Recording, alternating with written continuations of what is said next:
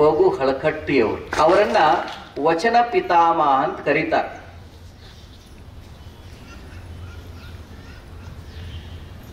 ಜ್ಞಾನ ಯೋಗಾಶ್ರಮದಲ್ಲಿ ಇದ್ದಾಗ ಈ ಬೇಳ್ಳಿ ಸಂಸ್ಥೆಯವರು ಪಗು ಹಳಕಟ್ಟಿಯವರ ಸಂಶೋಧನಾ ಕೇಂದ್ರದ ಉದ್ಘಾಟನೆಗೆ ಅಪ್ಪುಗಳನ್ನ ಆಹ್ವಾನಿಸಿ, ಅದು ಬಹುತೇಕ 2006ರಿಂದ 10 ಒಳಗಾಗಿರಬಹುದು, ಆ ಇಸ್ವಿ ಕರೆಕ್ಟಾಗಿ ನಮ್ಗೆ ನೆನಪಿಲ್ಲ. ಆವಾಗ ಅಪ್ಪುಗಳ ಜೊತೆಗೆ ನಾವು ಹೋಗಿದ್ದೀವಿ ಉದ್ಘಾಟನೆಗೆ. ಆವಾಗ ಅಪ್ಪುಗಳು ಪಗು ಹಳಕಟ್ಟಿಯವ್ರಿಗೆ ಹೇಳ್ತಾ ಅವರ ಅನುಭವಗಳನ್ನ ಹೇಳಿದ್ರು. ಪಗು ಹಳಕಟ್ಟಿಯವರಿಗೆ ಆಕ್ಸಿಡೆಂಟ್ ಆಗಿ ಹಾಸಿಗೆ ಮೇಲೆ ಮಲಗಿದ್ರು. ಆವಾಗ ಮಲ್ಲಿಕಾರ್ಜುನ ಅಪ್ಪುಗಳು ಮತ್ತು ಸಿದ್ದೇಶ್ವರ ಅಪ್ಪುಗಳು ಅವರ ಆರೋಗ್ಯವನ್ನು ವಿಚಾರ ಮಾಡಲಿಕ್ಕೆ ಹೋಗಿದ್ರಂತೆ. ಇದು ಅಪ್ಪುಗಳು ಹೇಳಿರುವಂತಹದ್ದು. ಆರೋಗ್ಯ ಸರಿ ಇರಲಿಲ್ಲ, ಮಲ್ಕೊಂಡಿದ್ರಂತೆ ಹಾಸಿಗೆ ಮೇಲೆ. ಅಪ್ಪುಗಳು ಹೋಗಿ ಅವ್ರನ್ನ ಮಾತಾಡಿಸಿ ಹೇಗಿದ್ದೀರಿ ಅಂತ ಹೇಳಿದ ಮೇಲೆ ಅವರು ತಮ್ಮ ಶರೀರ ನನಗೆ ಆರೋಗ್ಯ ಇದೆಯೋ ಅದ್ರ ಬಗ್ಗೆ ಒಂದಿಟೂ ಮಾತಾಡಲಿಲ್ಲ, ಬರೀ ವಚನಗಳ ಬಗ್ಗೆನೇ ಹೇಳಿಕ್ಕೆ ಶುರು ಮಾಡಿದ್ರಂತೆ. ಕೊನೆಗೆ ಅಪ್ಪುಗಳು ಹಳಕಟ್ಟಿಯವರೇ, ಇಷ್ಟೆಲ್ಲ ತಾವು ಮಹತ್ ಕಾರ್ಯವನ್ನು ಮಾಡಿದಿರಿ, ನಿಮ್ಮ ಜೀವನದಲ್ಲಿ ಕೊನೆ ಏನಾದರೂ ಇಚ್ಛೆ ಇದ್ರೆ ಹೇಳಿ, ಆ ಇಚ್ಛೆ ನಾವು ಪೂರೈಸಲಿಕ್ಕೆ ಪ್ರಯತ್ನ ಮಾಡ್ತೇವೆ ಅಂತಂದ್ರಂತೆ. ಸಾವಿನ ಹಾಸಿಗೆ ಮೇಲೆ ಮಲಗಿದ್ದಾರೆ.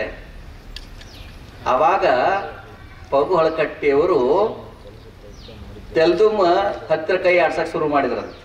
ಅವ್ರು ತೆಲ್ದುಮ್ ಹತ್ತಿರ ಆವಾಗ ಒಂದೆರಡು ವಸ್ತುಗಳನ್ನ ಅಲ್ಲಿ ತೊಗೊಂಡ್ರಂತ. ನಂದು ಕೊನೆ ಆಸೆ ಏನೂ ಇಲ್ರಪ್ಪ, ಬಹಳಷ್ಟು ವಚನಗಳ ಸಿಕ್ಕಿದಷ್ಟೆಲ್ಲ ನಾವು ಪ್ರಿಂಟ್ ಮಾಡಿದ್ದೀವಿ, ಒಂದಿಷ್ಟು ತಾಡೋಲೆಗಳದಾವೆ, ಇವು ನನ್ನ ಹತ್ತಿರ ಪ್ರಿಂಟ್ ಮಾಡೋಕ್ಕಾಗಲ್ಲ, ಇವುಗಳದಿಷ್ಟು ಪ್ರಿಂಟ್ ಮಾಡ್ರಿ, ಅದೇ ನನ್ನ ಕೊನೆ ಇಚ್ಛೆ ಅಂತಂದ್ರಂತ. ಅಂದ್ರೆ ಒಬ್ಬ ಮಹಾತ್ಮ, ಒಬ್ಬ ಯೋಗಿ, ಒಬ್ಬ ತಪಸ್ವಿ ತನ್ನ ಸಾವಿನ ಸಂದರ್ಭದಲ್ಲಿ ಕೂಡ ಅವ್ರಿಗೆ ಒಂದೇ ಚಿಂತೆ ಇತ್ತು, ಈ ವಚನಗಳನ್ನ ಏನ್ ಮಾಡಬೇಕು, ಪ್ರಿಂಟ್ ಮಾಡಿಸಬೇಕು, ಅಕ್ಸ್ ಹಾಕಬೇಕು ಅಂತ. ಅಂತವ ಮಹಾತ್ಮರ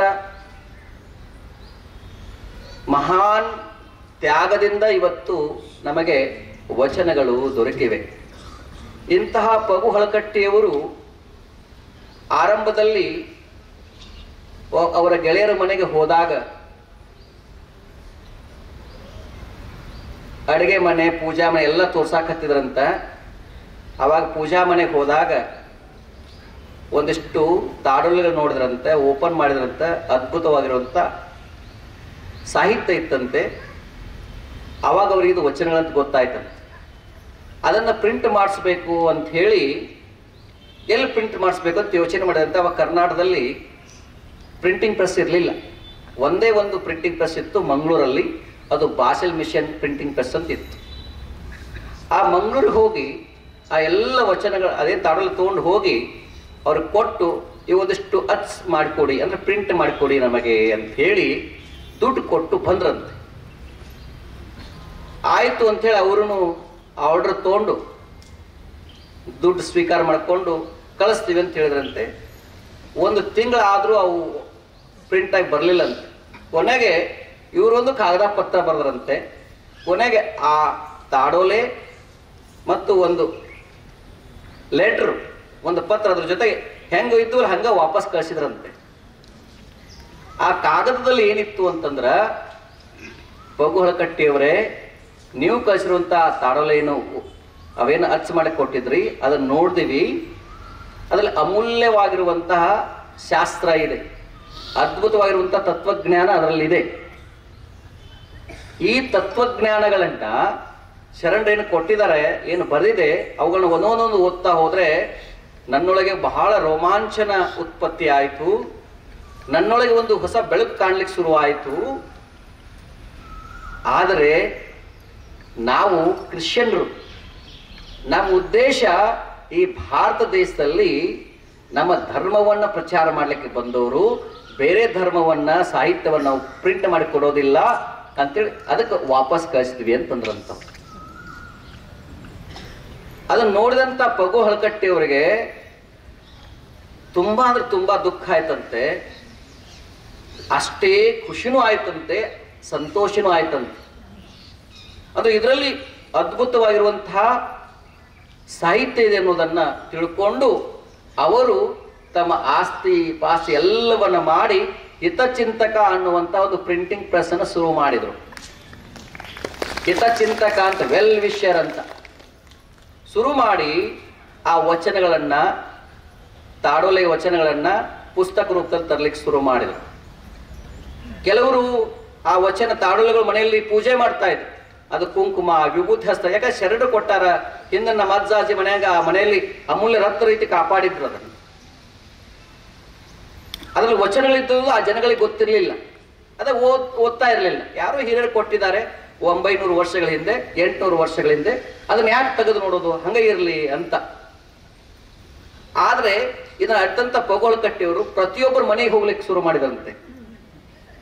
ವಿಜಯಪುರದ ಎಲ್ಲ ಮನೆಗೆ ಹೋಗ್ಬಿಟ್ರಂತೆ, ಧಾರವಾಡ, ಎಲ್ಲ ರಾಜ್ಯದ ಎಲ್ಲ ಕಡೆ ಸಂಚಾರ ಮಾಡಿ ಮಾಡಿ ಮಾಡಿ ಆ ತಾಡೋಳೆ ಕೊಡ್ರಿ ಅಂತ. ಕೆಲವ್ರು ಕೊಡಾಕ ತಯಾರಿಲ್ಲ ಅಂತ, ಯಾಕಂದ್ರೆ ಇದು ಬಂಗಾರ ಇದ್ದಂಗ.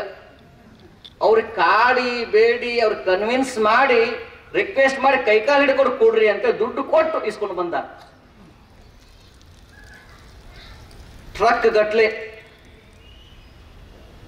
ಟೆಂಪೋ ಗಟ್ಲೆ ಆ ತಾಳು ತಂದು ಅವರೇ ಕುತ್ಕೊಂಡು ಅವುಗಳು ನೋಡಿ ಹಾಕ್ಸಿ ಇದನ್ನ ಮಾಡಿದ್ರು. ಹಿಂಗೆ ಮಾಡ್ತಾ ಮಾಡ್ತಾ ಸೊಂಟ ನೋವು ಬಂತು, ನೋವು ಶುರು ಆಯ್ತು ಅವರಿಗೆ. ಒಂದ್ಸಲ ಆಕ್ಸಿಡೆಂಟು ಆಯ್ತು. ಅವ್ರು ಎಲ್ಲವನ್ನ ಬಿಟ್ರು, ಎಲ್ಲ ಆಸ್ತಿ ಪಾಸ್ತಿ, ದೊಡ್ಡ ಜಮೀನ್ದಾರು ಎಲ್ಲವನ್ನ ಬಿಟ್ರು. ಕೊನೆಗೆ ಅವ್ರ ಹತ್ತಿರ ಇದ್ದದ್ದು ಒಂದು ಹಳೆ ಕೋಟ, ಒಂದು ಹಳೆ ಸೈಕಲ್ಲು, ಒಂದು ಹಳೆ ಛತ್ರಿ, ಅಷ್ಟೇ ಅವರ ಆಸ್ತಿ. ಇವರಿಗೆ ಡಾಕ್ಟರೇಟ್ ಪುರಸ್ಕಾರ ಕೊಡಬೇಕು ಅಂಥೇಳಿ ವಿಶ್ವವಿದ್ಯಾಲಯದವರು ಆಹ್ವಾನ ಮಾಡಿದ್ರಂತೆ. ಇವರ ಮಹತ್ ಕಾರ್ಯವನ್ನು ನೋಡಿ ಮೈಸೂರು ವಿಶ್ವವಿದ್ಯಾಲಯದವರು ಅವಾಗ ಇವ್ರು ಹೋದ್ರಂತೆ. ಡಾಕ್ಟರೇಟ್ ತೆಗೆದುಕೊಳ್ಬೇಕು ಅಂತೇಳಿ ಹೋದಾಗ ಇವ್ರನ್ನ ದ್ವಾರಪಾಲಕ್ ಒಳಗೆ ಬಿಡ್ಲಿಲ್ಲಂತ. ಇಲ್ಲೆಲ್ಲ ರಾಜಪಾಲರು ದೊಡ್ಡ ರಾಜರು ಬರ್ತಾರಪ್ಪ, ನೀ ಯಾರಪ್ಪ ಹೋಗಂದ್ರಂತ. ಯಾರ? ದ್ವಾರಪಾಲಕರು. ಆ ದ್ವಾರಪಾಲಕ್ ಗೊತ್ತಿಲ್ಲ ಆ ಮಹಾನುಭಾವ ಇವನಿಗೆ ಈ ಸನ್ಮಾನ ಇದೆ ಅಂತ. ಅವಾಗ ಇವ್ರಂದಂತ, ಇಲ್ಲಪ್ಪ ನನಗ ಸನ್ಮಾನಕ್ಕೆ ಕರೆದಾರ ಅಂತವಂತೆ. ಅವಾಗ ಏನಪ್ಪ ರಾಜರದಾರ ಎಲ್ಲ ಬಂದಾರ, ನಿನಗ ಸನ್ಮಾನ ಅಂತೀಯ, ಇಷ್ಟೆಲ್ಲ ಗೊತ್ತದ, ಮತ್ತೊಂದು ಹೊಸ ಕೋಟ್ ಹಾಕೊಂಡು ಬರಬಾರ್ದಾಗಿತ್ತ ನಿನಗ ಅಂದ್ರಂತ. ಇಷ್ಟೆಲ್ಲ ಗೊತ್ತಿತ್ತು, ಒಂದು ಹೊಸ ಕೋಟ್ ಹಾಕೊಂಡು ಬರ್ಬೇಕಿಲ್ಲ, ಹಳೆ ಕೋಟ್ ಹಾಕೊಂಡು ಬಂದಿಯಲ್ಲ ಅಂದ್ರಂತ. ಅವಾಗ ಅಂದ್ರಂತ, ಮೊದಲ ನನಗ ಈ ಕೋಟಿಗೆ ಸನ್ಮಾನ ಮಾಡ್ತಂತಂದಿದ್ರ ಒಂದು ವಾರ ಮೊದಲ ಸ್ವಚ್ಛ ಹೆಂಗ್ ತೊಳೆದು ಇಸ್ತ್ರಿ ಮಾಡ್ಕೊಂಡು ಹಾಕೊಂಡು ಬರ್ತಿದೆ ಅಂದ್ರಂತ. ತಮ್ಮ ನನ್ನ ಕೋಟಿಗೆ ಮಾಡಕತ್ತಿಲ್ಲ, ನನ್ನ ಕಾರ್ಯಕ್ಕೆ ಸನ್ಮಾನ ಮಾಡಕತ್ತಿದ್ರಂತ. ಅಂಥವರು ಪಗು ಹಳಕಟ್ಟಿಯವರು. ಇಷ್ಟು ಸಾಂಕೇತಿಕವಾಗಿ ಹಳಕಟ್ಟಿಯವರ ಬಗ್ಗೆ ಹೇಳಿ, ಈ ವಚನಗಳಲ್ಲಿ ಅಂಥದ್ದೇನಿದೆ, ಯಾಕೆ ಇಷ್ಟೊಂದು ಅವರು ತ್ಯಾಗವನ್ನ ಮಾಡಿದ್ರು, ಅವುಗಳನ್ನ ಯಾಕೆ ಅಷ್ಟೊಂದು ಸಂಗ್ರಹ ಮಾಡಿದ್ರು ಅಂತಂದ್ರೆ ಅದರಲ್ಲಿ ಅಮೂಲ್ಯವಾಗಿರುವಂಥ ವಚನಗಳಿತ್ತು. ಅದರಲ್ಲಿ ಇವತ್ತೊಂದು ವಚನವನ್ನ ಹೇಳ್ತೀನಿ ನಾನು. ಅದು ಆರೋಗ್ಯಕ್ಕೆ ಮತ್ತು ಆಧ್ಯಾತ್ಮಕ್ಕೆ ಸಂಬಂಧಪಟ್ಟಿಸುವಂಥದ್ದು. ಎಲ್ಲ ಕೈಗಳ ಮುಗಿರಿ, ನಾ ಹೇಳ್ದಂಗೆ ಹೇಳ್ಬೇಕು. ಇದು ಅಲ್ಲಮ ಪ್ರಭುದೇವರ ವಚನ. ಇದು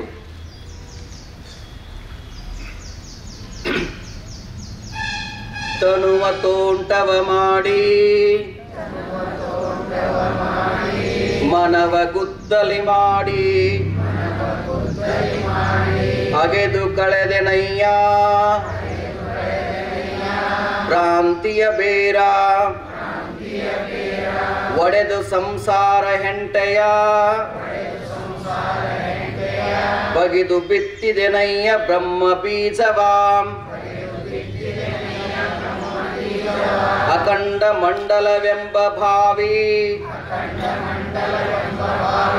ಪವನವೇರಾಟಾಳ ಸುಷುಮ್ನ ನಾಳದಿಂ ಉದಕವ ತಿದ್ದಿ ಪಶುಗಳ ಇವರು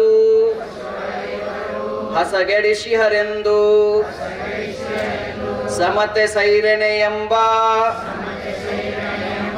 ಬೇಲಿಯ ನಿಕ್ಕಿ ಆವಾಗಲೂ ಜಾಗರವಿದ್ದು ಸಸಿಹ ಸಲಹಿದೆನು ಕಾಣ ಗುಹೇಶ್ವರ ಗುಹೇಶ್ವರ. ಈ ತನು ಅಂತದ, ತನು ಅಂದ್ರ ಶರೀರ ದೇಹ. ತನುವ ತೋಟವ ಮಾಡಿ, ತೋಟ ಅಂದ್ರೇನು? ಹೊಲ. ಈ ಶರೀರ ಅಂದ್ರೆ ಏನವ? ಒಂದು ಹೊಲ ಇದ್ದಾಗ. ಮತ್ತ ಮನಸ್ಸಂತ ಏನದಲ್ಲ ಅದು ಗುದ್ಲಿ. ತನು ಏನೋ ತೋಟ, ನಿಮ್ಮ ಭಾಷಾಗ ತೋಟ. ಮನಸ್ಸ ಗುದ್ದಲಿ. ಮತ್ತು ಗುದ್ಲಿ ಎದಕ್ಕೆ ಉಪಯೋಗಿಸ್ಕೊಂತಾರ? ಅವಾಗ ಟ್ರ್ಯಾಕ್ಟರ್ ಇರ್ಲಿಲ್ಲ, ನೇಗ್ಲಿಲ್ದಂತ ಸಂದರ್ಭದಲ್ಲಿ ಅಪ್ಪುಗಳಿದ್ರಲ್ಲ, ಸಿದ್ದೇಶ್ವರ ಅಪ್ಪುಗಳು. ಈ ಆಶ್ರಮ ಇವತ್ತು ಏನಾಗ್ಯದ? ಸ್ವರ್ಗ ಆಗ್ಯದ. ಏನಾಗ್ಯದ?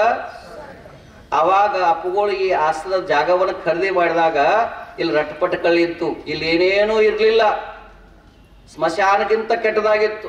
ಅಪ್ಪುಗಳು ಏನ್ ಮಾಡ್ತಾ ಇದ್ರು? ಸ್ವತಃ ಅವರ ಗುದ್ಲಿ ತಗೊಂಡು ಅವರ ನಟ್ ಕಡಿತಾ ಇದ್ರು. ಮುಳ್ಳಿತ್ತು, ಜಾಲಿತ್ತು, ನಟ್ ಕಡಿತಿದ್ರಲ್ಲ. ನಟ್ ಕಡಿದಂದ್ರೆ ಗೊತ್ತದ ನೀವು? ಈ ಕಡೆ ಉತ್ತರ ಕನ್ನಡ ಗೊತ್ತಾಗ್ತದೆ. ನಟ್ ಕಡಿತಾರ ಅಂದ್ರ ಇನ್ನ ಬೇರ್ತಿಲ್ಲ, ಏನದು? ಗರಿಕೆ. ಗರಿಕೆ ಅದು ಬಹಳ ಕೆಳಗಡೆ ಏನ್ ಬಿಟ್ಟಿರ್ತೈತಿ? ಬೇರ್ ಬಿಟ್ಟಿರ್ತೈತಿ. ಆ ಗುದ್ಲಿ ಎದಕ್ಕೂ ಬಯಸ್ತಿದ್ರು? ನಟ್ ಕಡಿತಿದ್ರು. ಕಡ್ದು ಕಡ್ದು ಕಡ್ದು ಏನ್ ಮಾಡ್ತಿದ್ರು? ಆ ಬೇರು ತೆಗಿತಿದ್ರು. ಇಲ್ಲಿ ಹೇಳ್ತಾರೆ ಭ್ರಾಂತಿಯ ಬೇರ. ನಟ್ ಕಡಿಯುವಾಗ ಏನಾಗ್ತತಿ? ಬೇರ್ ಸಿಗ್ತಾವಲ್ಲ, ಭ್ರಾಂತಿಯ ಬೇರ. ಆ ನಟ್ ಕಡಿಯುವಾಗ ಬರೀ ಬೇರೆ ಮಾತ್ರ ಇಲ್ಲ, ಹೆಂಟೆ ಆಗಿಬಿಡ್ತಿತ್ತು ಅದು. ಹೆಂಟ್. ಈ ಹೆಂಟೆ ಯಾವುದು? ಸಂಸಾರ ಅನ್ನೋದ ಒಂದು ಹೆಂಟಿ, ಭ್ರಾಂತಿ ಅನ್ನೋದ ಬೇರ, ಮನಸ್ಸ ಗುದ್ದಲಿ, ದೇಹ ಥಾಟ್. ಇದೆಲ್ಲ ಮಾಡಿದೆ, ನಟ್ ಕಡ್ದೆ, ಹಸನ್ ಮಾಡಿದೆ, ಹಸನ್ ಮಾಡಿ ಎಲ್ಲಾ ಮಾಡಿದ ಮೇಲೆ ಕೊನೆಗೆ ಏನ್ ಮಾಡಿದೆ? ಹೊಲ ಎಲ್ಲ ಹೆಂಟಿ ತೆಗಿತೀರಿ, ಬೇರ್ ತೆಗಿತೀರಿ, ಎಲ್ಲ ಸ್ವಚ್ಛ ಮಾಡ್ತೀರಿ, ಹರಗ್ತೀರಿ. ಹರಗಿ ಸುಮ್ಮನೆ ಬಿಡ್ತೀರಿ? ಏನ್ ಮಾಡ್ತೀರಿ ನೀವು? ಬೀಜ ಬಿತ್ತೀರಿ. ಅಲ್ಲಿ ಹೇಳ್ತಾರೆ ಅಲ್ಲಂ ಪ್ರಭುದೇವರು, ಬಗೆದು ಬಿತ್ತಿದೆ ನಯ್ಯ ಬ್ರಹ್ಮ ಬೀಜವ. ಆಮೇಲೆ ಎಲ್ಲ ತೆಗೆದು ಏನ್ ಬಿತ್ತೀನಿ? ಎಂಥ ಬೀಜ ಅದು? ಬ್ರಹ್ಮ ಬೀಜ. ಅಹಂ ಬ್ರಹ್ಮಾಸ್ಮಿ. ಧ್ಯಾನ ಮಾಡ್ತಿರಲ್ಲ, ಅಹಂ ಬ್ರಹ್ಮಾಸ್ಮಿ, ತ್ವಂ ವೇದೋಸಿ ತತ್ವಮಸಿ. ಈ ಮಹಾವಾಕ್ಯಗಳು ಬರ್ತಾವ.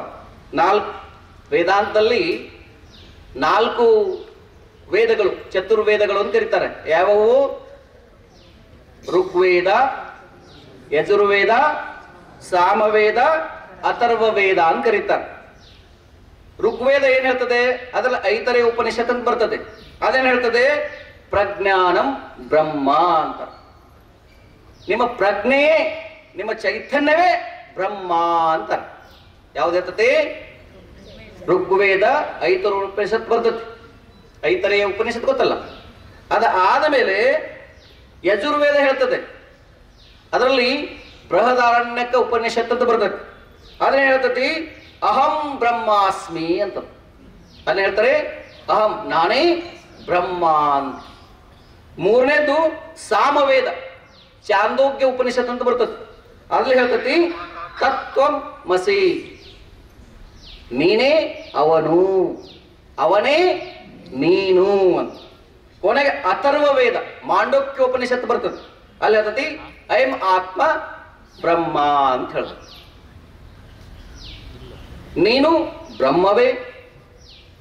ಈ 4 ಮಹಾವಾಕ್ಯಗಳು ಬರ್ತಾವಲ್ಲ, ಇಲ್ಲಿ ಅಲ್ಲಂ ಪ್ರಭುದು ಹೇಳ್ತಾರೆ ಬಗೆದು ಬಿತ್ತಿದೆ ನಯ್ಯ ಬ್ರಹ್ಮ ಬೀಜವ. ಬರೀ ಬೀಜ ಬಿತ್ತಿದೆ, ಬರೀ ಬೀಜ ಬಿತ್ತು ಮುಗಿತೇನೋ? ಮುಂದೆ ಹೇಳ್ತಾರೆ ಅವರು, ಬೀಜ ಬಿತ್ತ ಮೇಲೆ ಏನ್ ಮಾಡ್ತೀರಿ? ಏನ್ ಮಾಡ್ತೀರಿ? ಹಾ,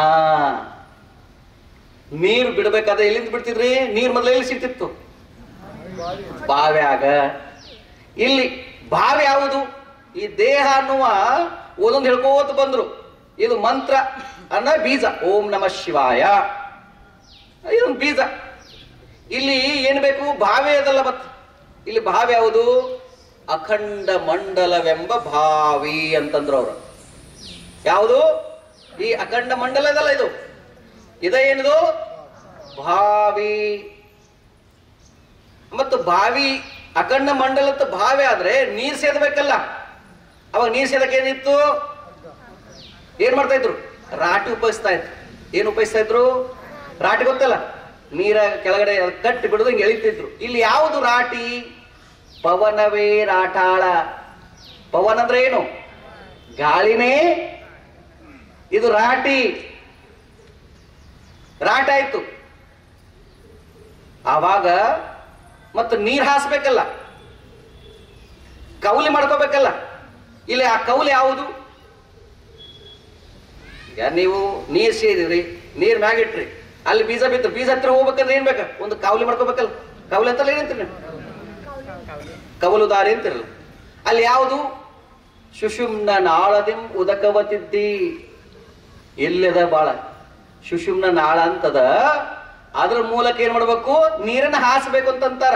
ಹಂಗಾದ್ರೆ ನಮ್ಮ ಶರೀರದಲ್ಲಿ ಸುಷುಮ್ನ ನಾಳ ಎಲ್ಲದ? ಎಲ್ಲದಾವ? ಹೇಳಿ ಹೇಳಿ, ನೀ ಹೇಳಕತ್ತಿ ಹೇಳ. ಎಲ್ಲ ಗೊತ್ತದ ಅಪ್ಪೋಳ. ನನ್ನ ಸುಮ್ಮನೆ ಇಲ್ಲಿ ಕೂತ್ಕೊಂಡನಿ, ನನಗಿಂತ ಶಾಸ್ತ್ರ ಚೆನ್ನಾಗಿ ಇನ್ನ ಗೊತ್ತದ ಇವ.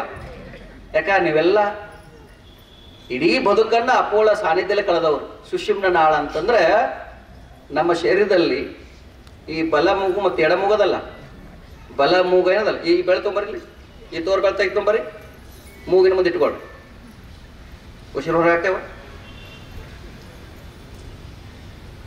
ಉಸಿರು ಬರಾಕತ್ತದ? ಚೆಕ್ ಮಾಡ್ಕೊಳ್ರಿ. ಎರಡು ಮೂಗಿನ ಹೊಳೆಯಿಂದ ಬರಾಕತ್ತದ? ಚೆಕ್ ಮಾಡ್ಕೊಳ್ರಿ. ಅದಕ್ಕೆ ಪರೀಕ್ಷೆ ಮಾಡ್ಕೊಳ್ರಿ. ಒಂದು ಸರಾಗ ಬರಾಕತ್ತದ, ಇನ್ನೊಂದು ನಿಧಾನ. ಚೆಕ್ ಮಾಡ್ಕೊಳ್ರಿ. ಹಾ, ಯಾವುದು ಸರಾಗದ? ಎಷ್ಟು ಜನಕ್ಕೆ ಬಲಗಡೆ ಅದು ಕೈ ಎತ್ತ?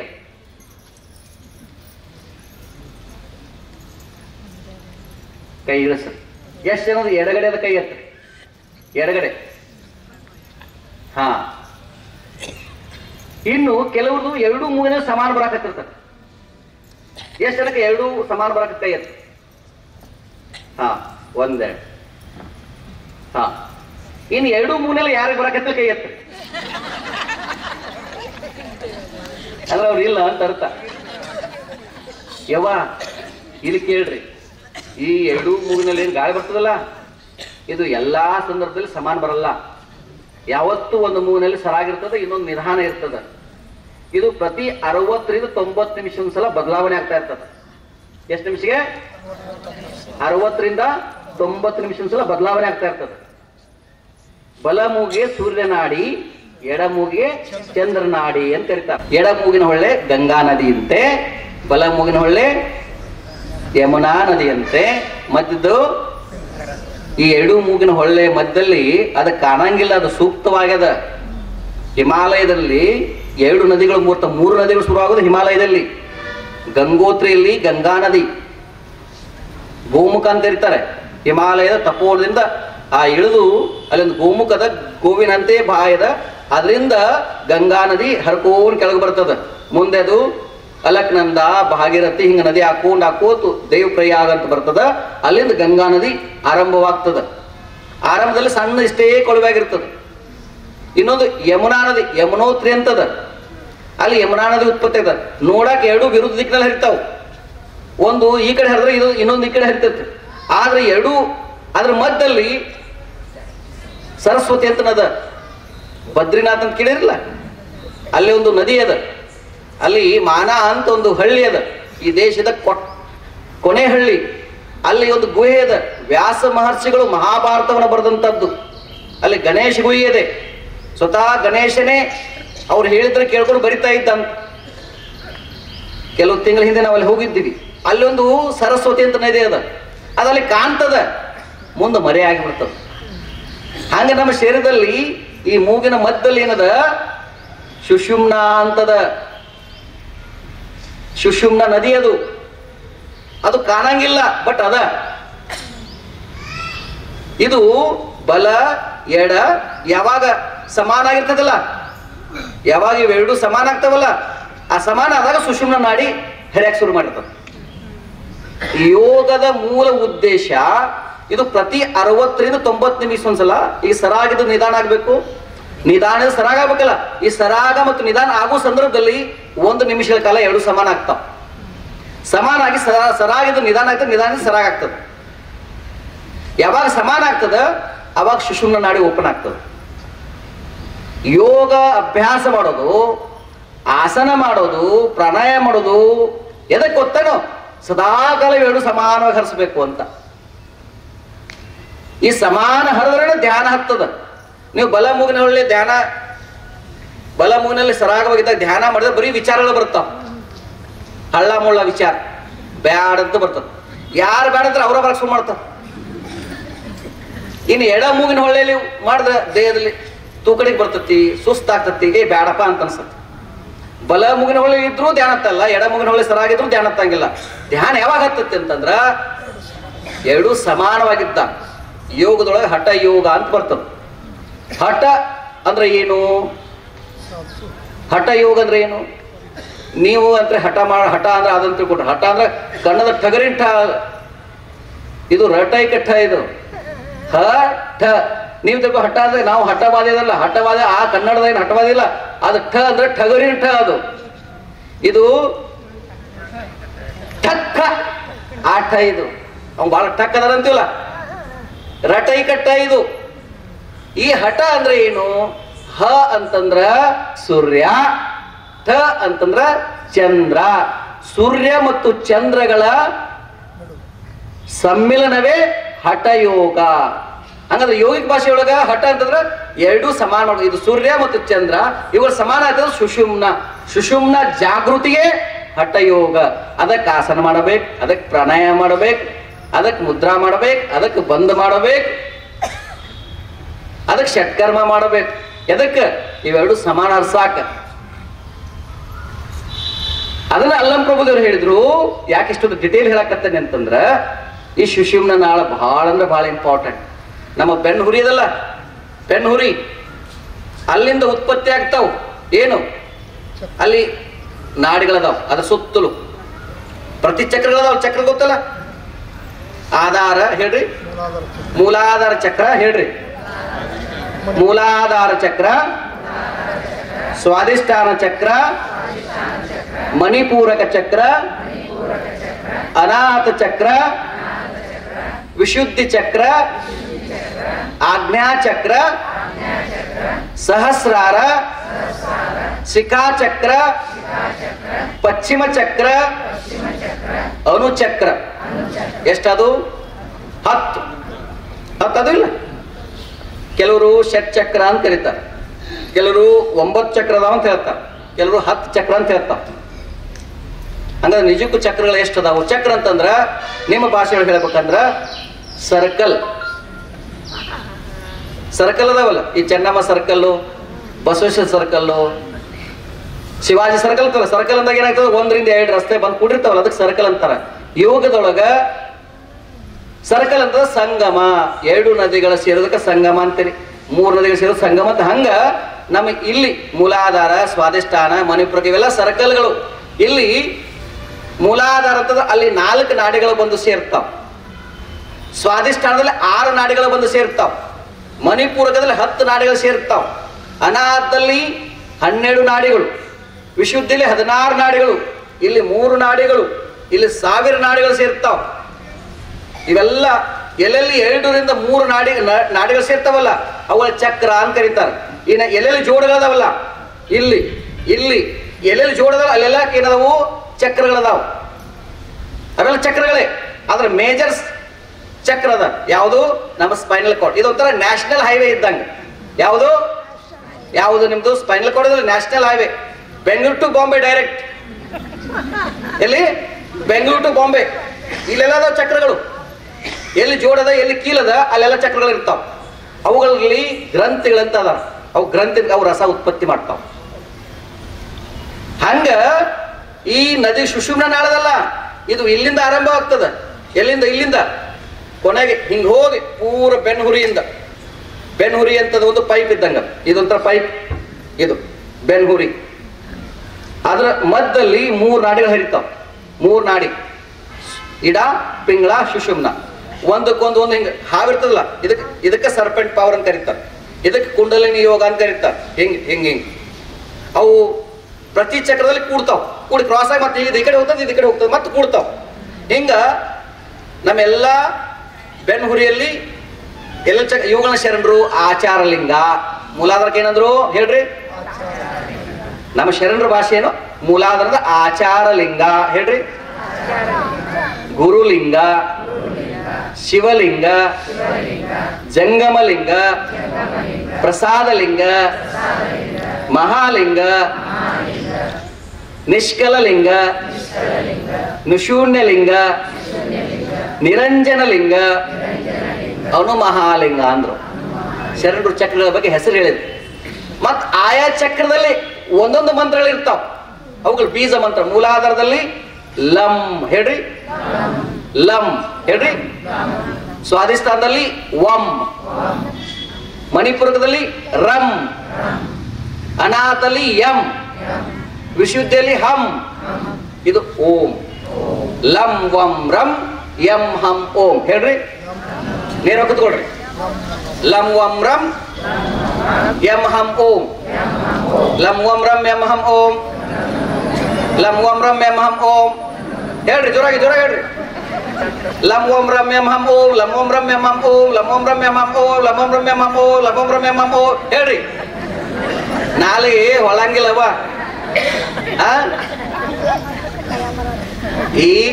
ಇದು 6 ಬೀಜ ಮಂತ್ರಗಳು. ಮೂಲಾಧಾರದಲ್ಲಿ 4 ಏನ್ ಹೇಳ್ತಾರೆ? ನಾಡಿ ಹೇಳಿವಲ್ಲ, ಅಲ್ಲಿ ಒಂದೊಂದು ಅಕ್ಷರ ಅದಾವು. ಅವ್ಯಾವು? ವ ಶ ಶ ಸ ಹೇಳ್ರಿ. ಸ್ವಾಧಿಷ್ಠಾನದಲ್ಲಿ 6 ಅದಾವು. ಭ ಫ ಮ ಯ ರ ಲ ಹೇಳ್ರಿ. ನಮ್ಮ ಮಣಿಪುರದಲ್ಲಿ ಧ ಡ ನ ತ ತ ದ ದ ನ ಪ ಫ ಹತ್ತಾಯ್ತು. ಇಲ್ಲಿ ಅನಾಥ ಹೃದಯ, ಇಲ್ಲಿ 12 ಅದಾವ. ಕ ಖ ಗ ಗ ಞ ಚ ಛ ಜ ಜ ಞ ಠ ಠ. ಇಲ್ಲಿ 16 ಅದಾವ. ಅ ಆ ಇ ಈ ಉ ಉ ರು ರು ಎ ಎ ಐ ಓ ಓ ಔ ಅಂ ಅಹ ಹ ಹ ಳ ಕ್ಷ ಜ್ಞ. ಇದು ಹ ಕ್ಷ ಜ್ಞ. ಎಷ್ಟದು? ಇವ್ಯಾವುವು? ಕನ್ನಡದ ವರ್ಣಮಾಲೆಗಳು. ನಾವು ಉಲ್ಟಾ ಹೇಳ್ಕೊಂಡು ಬಂದೆ. ಹಿಂದ ಚಿಕ್ಕವರಿದ್ದಾಗ ಶಾಲೆಯಲ್ಲಿ ಏನ್ ಹೇಳ್ತಾ ಇದ್ರು? ಎಷ್ಟು ಜನ ಹೇಳಿದ್ರೆ ಕೈ ಎತ್ರಿ. ಹಾ ಹೇಳ್ರು. ಅ ಆ ಇ ಈ ಉ ಉ ರು ರು ಎ ಎ ಐ ಓ ಓ ಔ ಅಂ ಅಹ. ಚಿಕ್ಕ ವಯಸ್ಸಲ್ಲಿ ಬಹಳ ಜೋರಾಗಿ ಹೇಳಿಸ್ತಿದ್ರು. ಎದಕ್ಕೆ ಹೇಳಿಸ್ತಿದ್ರು ಗೊತ್ತೇನು? ಇಲ್ಲಿ ಗಂಟ್ಲದಲ್ಲ, ಇಲ್ಲಿ ಒಂದು ಗ್ರಂಥಿ ಅದ. ಈ ಮೂಲ ಅಕ್ಷರಗಳು ಅದಿಂದ ಅಮಾತ ಉತ್ಪತ್ತಿ ಆಗೋ ಕ್ಷೇತ್ರ ಯಾವುದು? ನಮ್ಮ ವಿಶುದ್ಧಿ ಚಕ್ರ. ಇಲ್ಲೊಂದು ಗ್ರಂಥಿ ಅದ. ಅವುಗಳು ಏನ್ ಕರೀತಾರೆ? ಹೆಣ್ಮಕ್ಳಿಗೆ ರೋಗ ಬರ್ತದ ಗೊತ್ತಾ? ಏನು ತಿಂದ್ರು? ಥೈರಾಯ್ಡ್, ಪ್ಯಾರಾಥೈರಾಯ್ಡ್ ಅಂತ 2 ಗ್ರಂಥಿ ಅದಾವ. ಮಕ್ಕಳ ಹೈಟ್, ಎತ್ತರ, ದಪ್ಪ, ತೆಳ್ಳಗೆ ಮಾಡೋದು ಯಾವ ಗ್ರಂಥಿಗಳು ಗೊತ್ತೇನು? ಈ ಗ್ರಂಥಿಗಳು. ಅದಕ್ಕೆ ಹುಡುಗ ಹೈಟ್ ಆಗ್ತಾನೆ ಚೆಕ್ ಮಾಡಿ ಮೊದಲು ಇದು ಕಟ್ ಮಾಡಿ, ಇದು ಬಿರ್ಸಾಗಿತ್ತಂತಂದ್ರ ಅವ ಹೈಟ್ ಆಗಂಗಿಲ್ಲ ಅಂತ. ಇದು ಮೆತ್ತ ಇಡ್ತಿದ್ರು. ಇದು ಹುಡುಗರನ್ನ ಕೇವಲ ಶಾರೀರಿಕ ಅಲ್ಲ, ಮಾನಸಿಕವಾಗಿ ಅವನ ಸ್ತರವನ್ನು ಹೆಚ್ಚು ಮಾಡಿಸ್ತಾ ಇತ್ತು. ಅದಕ್ಕೆ ಜೋರಾಗಿ ಹೇಳಿಸ್ತಿದ್ರು. ಶಾಲೆ ಅಂತರು ಹೇಳ್ರಿ.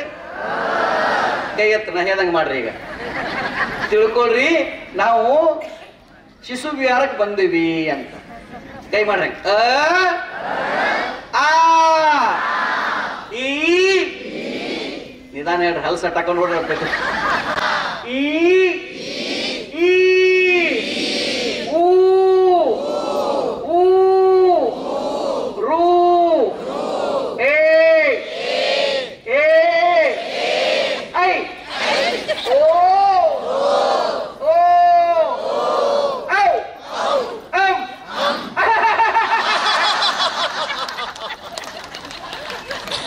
ಜೊತೆಗಿಲ್ಲ. ನೆನಪಿನ ಶಕ್ತಿ ಯಾರು ನೆನಪು ಶಕ್ತಿ ಪ್ರಾಬ್ಲಮ್ ಅದಲ್ಲ, ಹೌದು ಹೇಳ್ಕೋತ ಹೋಗ್ರಿ. ದಾರೆ ಬಂದಾಗ ಈ ಯಾರು ದಾರೆ ಕಾಣ್ತಾರ ಇದರಿಂದ ಕನ್ನಡ ಬೆಳಿತತಿ. ಕನ್ನಡ ಭಾಷೆ ಕನ್ನಡ ಹೇಳಿದ್ರೆ ಸುಮ್ಮನೆ ಕನ್ನಡ ಬೆಳೆಯಂಗಿಲ್ಲ. ನಾವು ನಮ್ಮ ಮಕ್ಕಳಿಗೆ ಹೇಳ್ಕೊಡ್ಬೇಕು. ABCD ಹೇಳಿದ್ರೆ ಇದು ಆನಂದ ಬರಂಗಿಲ್ಲ. ಥೈರಾಯ್ಡ್ ಸಮಸ್ಯೆ ಹೋಗ್ಬೇಕಾದ್ರ ಈ ಅಕ್ಷರಗಳದಾವಲ್ಲ, ನಿಮ್ಗೆ ಹಾರ್ಟ್ ಅಟ್ಯಾಕ್ ಪ್ರಾಬ್ಲಮ್ ಇದ್ರ ಈ ಮಂತ್ರ ಹೇಳ್ಬೇಕು. ಎಲ್ಲದಕ್ಕೂ ಇದಕ್ಕ ಮಂತ್ರಯೋಗ ಅಂತ. ಪ್ರತಿ ಅಕ್ಷರಗಳೇ ಮಂತ್ರಗಳು. ಹಿಂಗ ಈ ಬೀಜ ಬಿತ್ತಬೇಕಂತ ಹೇಳ್ತಾರ ಅಲ್ಲ ಪ್ರಭುದೇವರು. ಯಾವುದು? ಬಗೆದು ಬಿತ್ತಿದೆ ನಯ್ಯ ಬ್ರಹ್ಮ ಬೀಜವ ಅಖಂಡ ಮಂಡಲವೇ ಭಾವಿ ಪವನವೇ ರಾಟಾಳ. ಉಚ್ಛ್ವಾಸ ನಿಶ್ವಾಸ. ಹಿಂಗ ನೇರ ಕುತ್ಕೊಳ್ರಿ, ಮೂಗು ಮುಚ್ಕೊಳ್ರಿ, ನಾಡಿ ಶೋಧನ ಮಾಡಿ.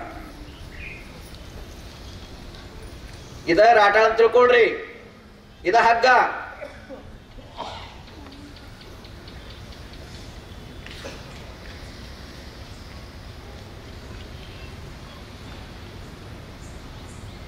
ಉಸಿರು ನಿಧಾನವಾಗಿದೆ, ದೀರ್ಘವಾಗಿದೆ, ನಿಶಬ್ದವಾಗಿದೆ, ಲಯಬದ್ಧವಾಗಿದೆ. ಒಂದು ಮೂಗಿನ ಹೊಳೆಯಿಂದ ಉಸಿರು ಬಿಡ್ರಿ, ಅದ ಮೂಗಿನ ಹೊಳೆಯಿಂದ ನಿಧಾನ ಉಸಿರು ತೆಗೆದುಕೊಳ್ರಿ. ಅದನ್ನು ಮುಚ್ಕೊಂಡು ಇನ್ನೊಂದಕ್ಕೆ ಉಸಿರು ಬಿಡ್ರಿ.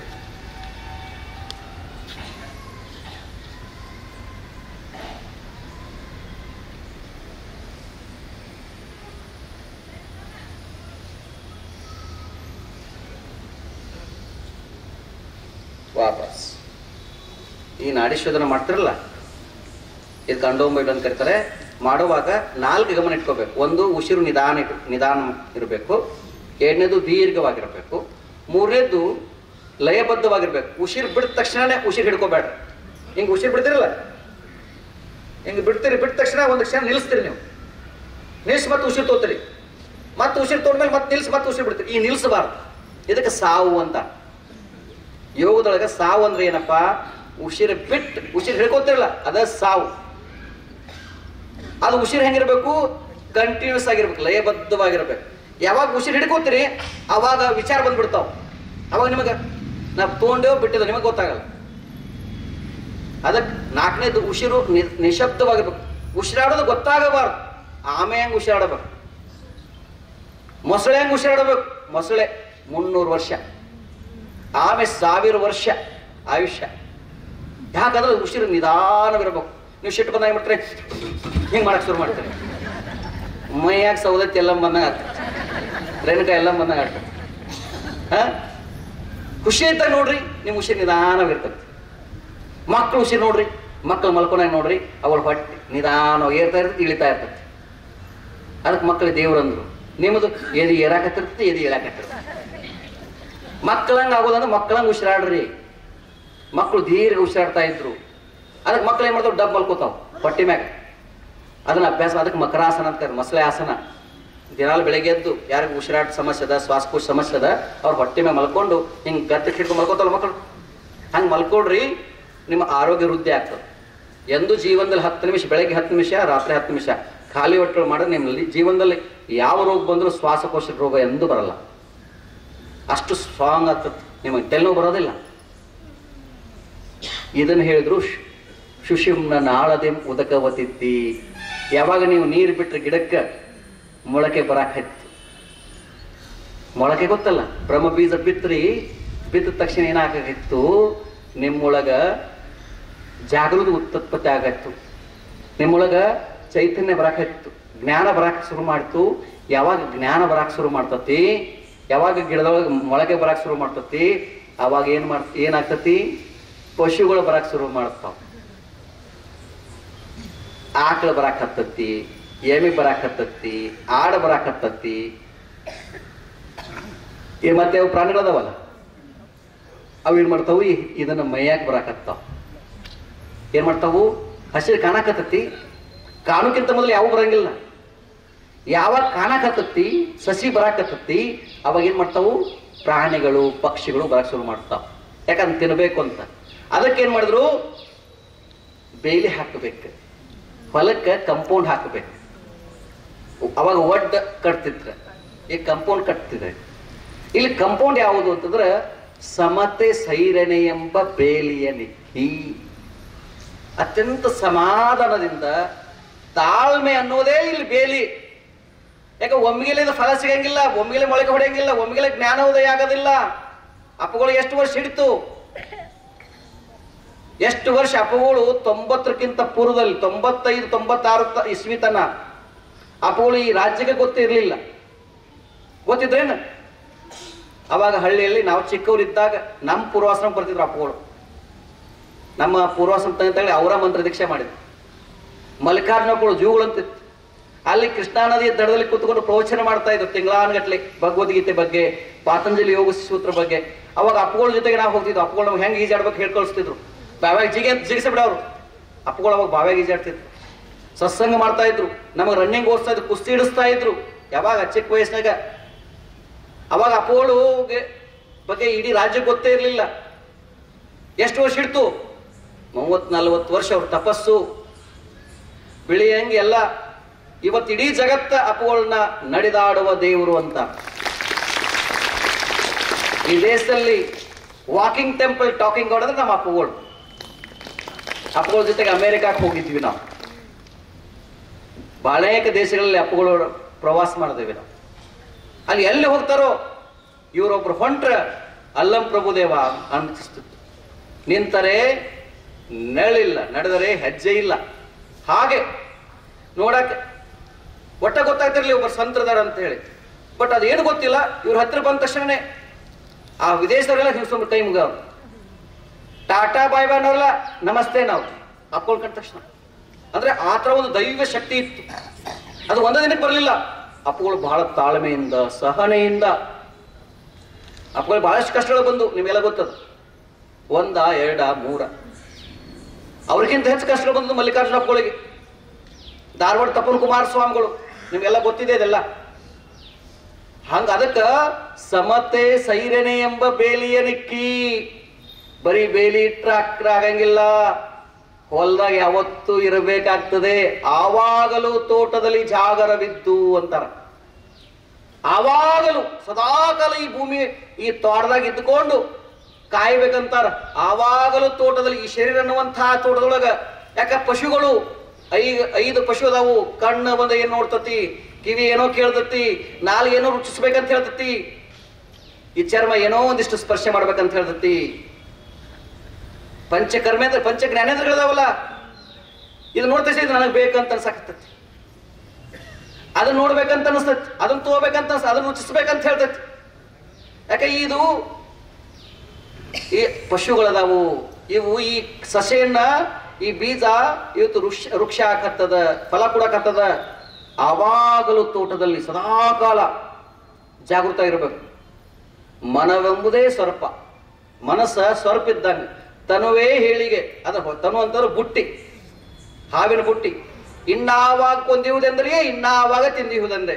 ಯಾವಾಗ ನಮ್ಮ ಕಸತಿ ಯಾವತ್ತೆಂದು ಗೊತ್ತಿಲ್ಲ. ಮನಸ್ಸು ಅನ್ನೋದು ಸರ್ಪ. ನಿತ್ಯಕ್ಕೆ ನಿಮ್ಮ ಪೂಜಿಸಬಲ್ಲಡೆ, ಅದೇ ಗಾರುಡಿಗ ಕೂಡಲ ಸಂಗಮ ದೇವ. ಸದಾಕಾಲ ಜಾಗೃತವಾಗಿದ್ರೆ ಅವನೇ ಗಾರುಡಿಗ, ಅವನೇ ಹಾವಾಡಿಗ ಅಂತ. ಹಂಗ ಈ ಶರೀರ ಅನ್ನುವಂಥ ದೊಳಗ ಬ್ರಹ್ಮ ಬೀಜ ಮೊಳೆ ತೆರೆದು ಫಲ ಆಗಬೇಕಂದ್ರೆ ಒಂದೇ ದಿನಕ್ಕೆ ಆಗಂಗಿಲ್ಲ. ಬೇಲೆ ಸಮತೆ ಸೈರಣೆ ಮತ್ತು ಸದಾಕಾಲ ಈ ಜಾಗೃತವಾಗಿರಬೇಕು. ನಡೆಯುವಾಗ ಕುಳಿತಾಗ ಸದಾಕಾಲ ಜಾಗೃತವಾಗಿರಬೇಕು, ಪ್ರಜ್ಞೆಯಿಂದ ಇರಬೇಕು. ನಾವು ನಮ್ಮ ಉಗಾರ ಹಪ್ಪಗಳ ಮೊದಲು ಉಗಾರ ಹಪ್ಪಳ ಅಂತಿದ್ವಿ ನಾವು ಬಸಲಿಂಗ ಹಪ್ಪಳಿಗೆ. 2003ನೇ ಇಸ್ವಿಯಲ್ಲಿ 1 ತಿಂಗಳು ಹಪ್ಪಳ ಜೊತೆಗೆ ಬೇಸಿಗೆ ಕಾಲದಲ್ಲಿ ಅಲ್ಲಿ ಇದ್ದೀವಿ. ಮಲ್ಲಿಕಾರ್ಜುನ ಹಪ್ಪಳದು 100ನೇ ವರ್ಷದ ಶತಮಾನೋತ್ಸವ ಮಾಡಬೇಕಾಗಿತ್ತು. ಅದಕ್ಕೆ ಅಲ್ಲಿ 4-6 ಜನ ಶ್ರೇಷ್ಠವಾಗಿರುತ್ತ ಸಂಗಮೇಶ್ ಪ್ರಾದಾರು, ಇಟ್ನಾಳ್ ಸರ್ ಯಾರು ಇದ್ರು ಸರ್ಗಳು, ಒಂದು 4-5 ಸರ್ಗಳು ಬಂದು ಅಪ್ಪುಗಳ ಹತ್ರ ಅಲ್ಲಿ ಗ್ರಂಥವನ್ನು ಬರಿತಾ ಇದ್ರು. ಆ ಸಂದರ್ಭದಲ್ಲಿ ಅಪ್ಪುಗಳು ಈಶೋಪನಿಷತ್ತು ಇಂಗ್ಲಿಷ್ನಲ್ಲಿ ಹೇಳ್ತಾ ಇದ್ರು. ಅಲ್ಲಿ ಉಗಾರದಲ್ಲಿ ಶಿರ್ಗಾಂವ್ಕರ್ ಅಂತ ಒಂದು ಫ್ಯಾಕ್ಟ್ರಿ ಇದೆ, ಅಲ್ಲಿ 10 ದಿನ ಉಪನಿಷತ್ತು, ಈಶೋಪನಿಷತ್ತು, ಅತ್ರಿಲಿ 10 ದಿನ. ಆ ಸಮಯದಲ್ಲಿ ಅಪ್ಪುಗಳ ಜೊತೆಗೆ ನಾನು ಇರ್ತಾ ಇದ್ದೀವಿ. ಬೆಳಗ್ಗೆ ಅಪ್ಪುಗಳು ಅವಾಗ ಸಾಯಂಕಾಲ ಪ್ರವಚನ ಮಾಡ್ತಾ ಇದ್ರು, ಬೆಳಗ್ಗೆ ಮಾಡ್ತಾ ಇರಲಿಲ್ಲ. ಅವಾಗ ಅಪ್ಪುಗಳು ಬೆಳಗ್ಗೆ ಕರೆಕ್ಟ್ 4:15 ವಾಕಿಂಗ್ ಹೊರಡೋರು. ಎಷ್ಟು ಗಂಟೆಗೆ? ಬೆಳಿಗ್ಗೆ 4:15. ಅವ್ರ ಹಿಂದೆ ನಾವು, ಅಪ್ಪುಗಳ ಹಿಂದೆ ಭಾಳ ಫಾಸ್ಟ್ ಹೋಗೋರು, ಸುಯ್ಯತ್ ಹೋದಾಗ ಹೋಗೋರು. ನಾವು ಸಣ್ಣ ಹಿಂಗೆ ಒಂದು 2 ಜಾಗ ಅಪ್ಪುಗಳು 10 ಹೆಜ್ಜೆ ಹೋಗ್ಬಿಡು. ನಾವು ಹೆಚ್ಚು ನಡೆದ ಶಬ್ದ ಆಗುದು, ಟಕ್ ಟಕ್ ಅನ್ನೋದು. ಅಪ್ಪುಗಳ ಶಬ್ದ ಆಗಬಾರ್ದು. ಪ್ರಾಣಿಗಳು ಇರುವೆಗಳು ತಮ್ಮ ಸಂಸಾರ ಗೂಡು ಕಟ್ಟಿರ್ತಾವು, ಅವಳು ನಿಶಬ್ದ ಇರಬೇಕು, ಅವುಗಳಿಗೆ ತೊಂದರೆ ಮಾಡಬಾರ ಅನ್ನೋರು ಅಪ್ಪೋಳು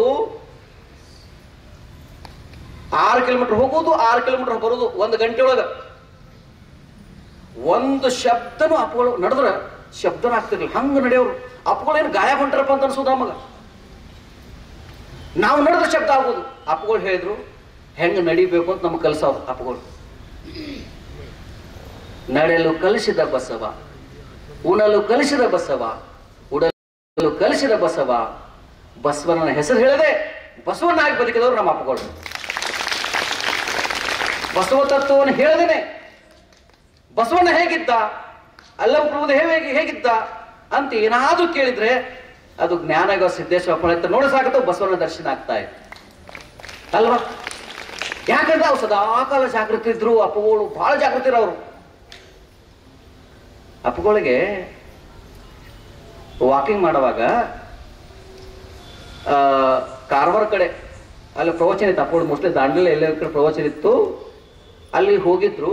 ಇನ್ನೂ ಪ್ರವಚನ ಶುರು ಮಾಡ್ಬೇಕು. ಅಲ್ಲಿ ಬೆಟ್ಟ ಹತ್ತೋ ಕಾಲು ಒಳಗಿತ್ತು, ಕಾಲು ಮುರಿತು. ಅಪ್ಪಗಳನ್ನ ನೋಡಾಕ ಇಳಕಲ್ ಅಪ್ಪಗಳು ಬಂದಿದ್ರು. ಮೇಲ್ಗಡೆ ಅಪ್ಪಗಳು ಇದ್ರು.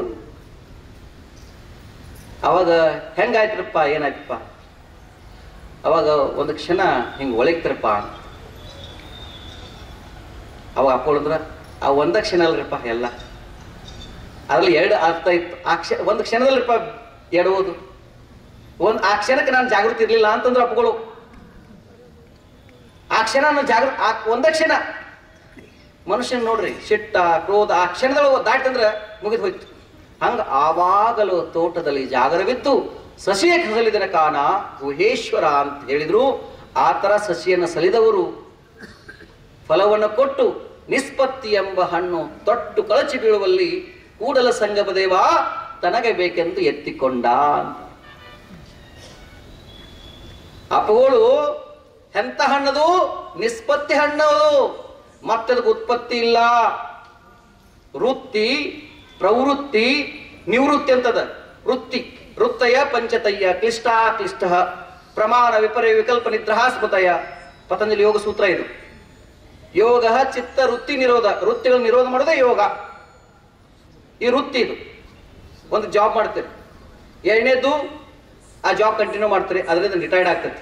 ಇದು ಆದ್ರೆ ಇನ್ನೊಂದು ಹಂತದ ನಿಷ್ಪತ್ತಿ, ಮತ್ತೆ ಉತ್ಪತ್ತಿ ಇಲ್ಲ. ಬಾಳೆಹಣ್ಣಿಗೆ ನಿಷ್ಪತ್ತಿ ಎಂಬ ಹಣ ಅಂತ. ಬಾಳೆಗೆ ಫಲವಾಯಿತ ಕಡೆ, ಚಿವಳಿಂಗೆ ಕಡೆ, ಬಸವಾಯಿತ ಕಡೆ ಅಂತ ಹೇಳ್ತಾರೆ. ಹಾಗೆ ಅಪ್ಪುಗೋಳು ಅದು ನಿಷ್ಪತ್ತಿ ಹಣ್ಣು. ಸಾಕ್ಷಾತ್ ಕೂಲ ಸಂಗಮ ದೇವ ನನಗೆ ಇದ ಹಣ್ಣು ಬೇಕಂತೇಳಿ ಅಪ್ಪುಗಳ ಮೇಲೆ ಎತ್ತುಕೊಂಡ. ಹಾಗಾಗಿ ಈ ದಿನದ ಇದರಲ್ಲಿ ಆರೋಗ್ಯನೂ ಬಂತು, ಆಧ್ಯಾತ್ಮ ಬಂತು. ಹಾಗಾಗಿ ಎಲ್ಲರೂ ನೇರವಾಗಿ ಕುತ್ಕೊಳ್ರಿ. 2 ನಿಮಿಷ ಮುಗಿಸ್ಬಿಡ. ಕಣ್ಣುಗಳು ಮುಚ್ಕೊಳ್ರಿ.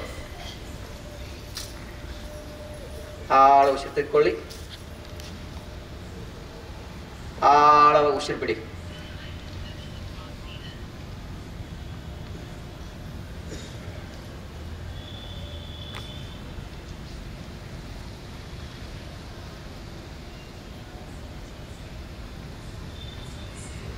ನಿಮಗೆ ಇಷ್ಟವಾಗಿರುವಂಥ ಆ ಮಂತ್ರವನ್ನ, ಬ್ರಹ್ಮ ಬೀಜವನ್ನು ಬಿತ್ರಿ.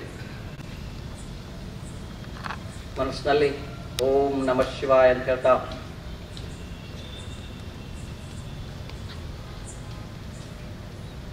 ಕೈಗಳು ಮುಗಿದ್ಕೊಳ್ಳಿ. ಎಲ್ಲರೂ ನಾವು ಹೇಳ್ದಂಗೆ ಹೇಳ್ತಾ ಹೋಗಿ. ಓಂ ನಮಃ ಶಿವಾಯ.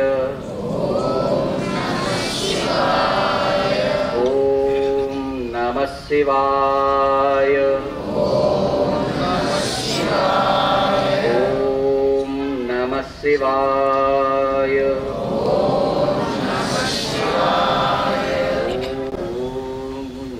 ಶಿವಾಯ.